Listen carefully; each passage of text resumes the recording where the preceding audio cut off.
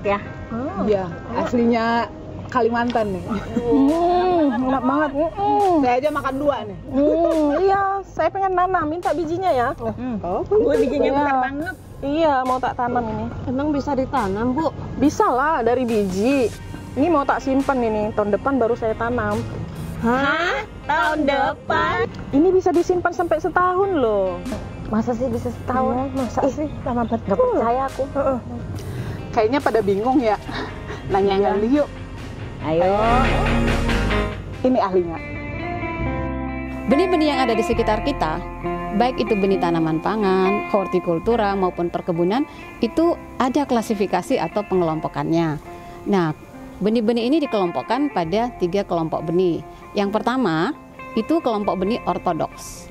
Yang kedua, kelompok benih rekalsitran. Dan yang ketiga adalah kelompok benih intermediate.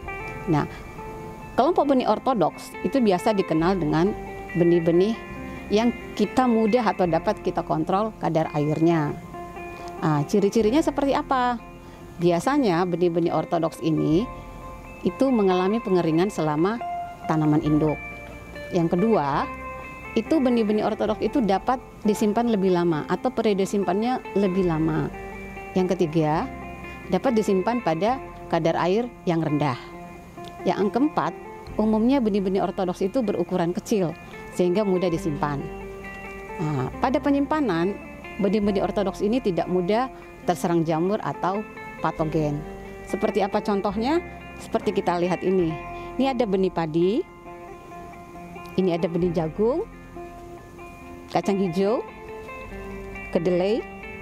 Jadi ada benih-benih ortodoks, mengandung kadar air yang rendah, dapat disimpan pada kadar air rendah sehingga daya simpannya lebih lama. Kelompok benih yang kedua yaitu kelompok benih rekalsitran.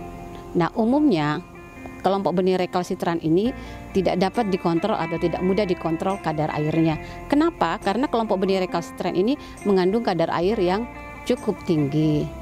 Cirinya seperti apa? Biasanya tidak tahan disimpan pada suhu yang beku. Kemudian yang kedua, umumnya benih rekalsitran itu berukuran bijinya itu lebih besar. Yang ketiga, biasanya dilapisi oleh daging buah. Yang keempat, meskipun disimpan pada periode yang tertentu, pada kondisi yang tertentu, benih rekalsitran ini tidak tahan disimpan lama. Yang keempat, yang selanjutnya, benih rekalsitran ini jika di penyimpanan karena mengandung kadar air yang tinggi, sehingga dia mudah terserang jamur atau patogen. Seperti apa contohnya? Seperti ini, kita lihat durian. Biji durian ini dilapisi daging buah, salah satu cirinya tadi. Kemudian rambutan, kemudian ada namanya lai, juga kakao. Itu semua adalah beberapa contoh dari benih rekalsitran. Kelompok benih yang ketiga adalah kelompok benih intermediate. Jadi kelompok benih intermediate ini dia di antara kelompok benih ortodoks dan rekalsitran. Jadi dia tidak bersifat ortodoks dan tidak bersifat rekalsitran. Contohnya adalah benih pepaya, kakao, dan kelapa sawit. Seperti ini contohnya, benih pepaya. Demikian penjelasan klasifikasi atau pengelompokan benih tanaman. Terima kasih. Nah, jadi udah pada paham kan? Nah, itu tadi klasifikasi benih untuk tanaman. Kalau untuk ternak, ayo apa yo?